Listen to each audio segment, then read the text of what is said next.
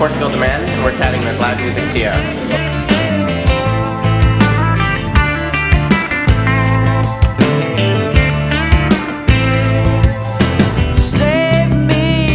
Well, we got a call about Porpiglia Northeast about, I guess it must have been over a month ago. We got the call and it was our manager saying, I know you're doing pre-production right now, but there's a show with Montreal, Flaming Lips, in Toronto, and I think that's the sort of thing that I have to take. There's not really a second guess or anything like that. So despite being in the middle of that pre-production stuff, we came out. I mean, we like playing Canada anyway. We like being out here.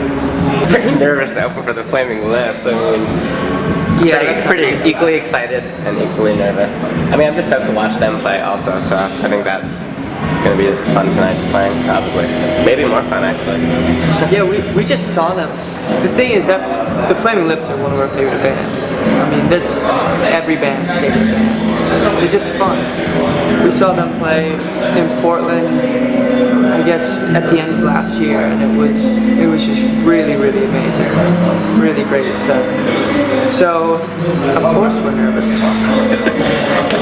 The last album we made, In the Mountain and the Cloud, it took us, it must have taken 8 months to get the whole thing recorded and just go through all of our work before it went to Andy Wallace to mix. It took a long time, and it wasn't because the songs were taking a long time to be written. It was kind of a mess.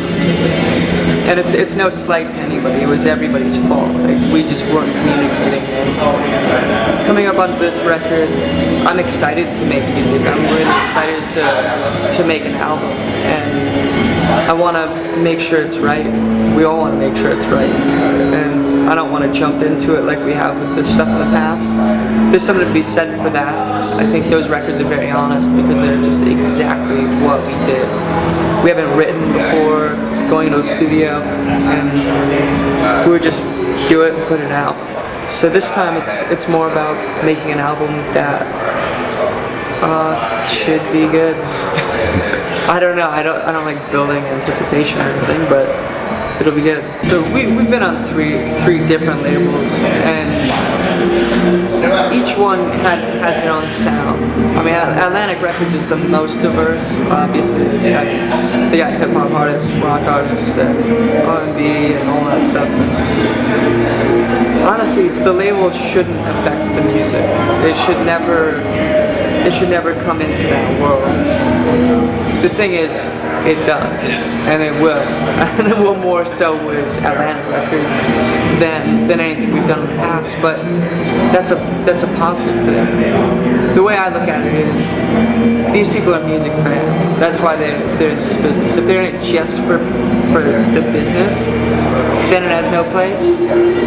But there are a lot of people that have great advice, and I've never been bothered by this could use a better chorus or this could use a better verse, because yeah, of course it can. We're not the Beatles. We can always be better. So it's more about taking that advice and doing the right thing with it.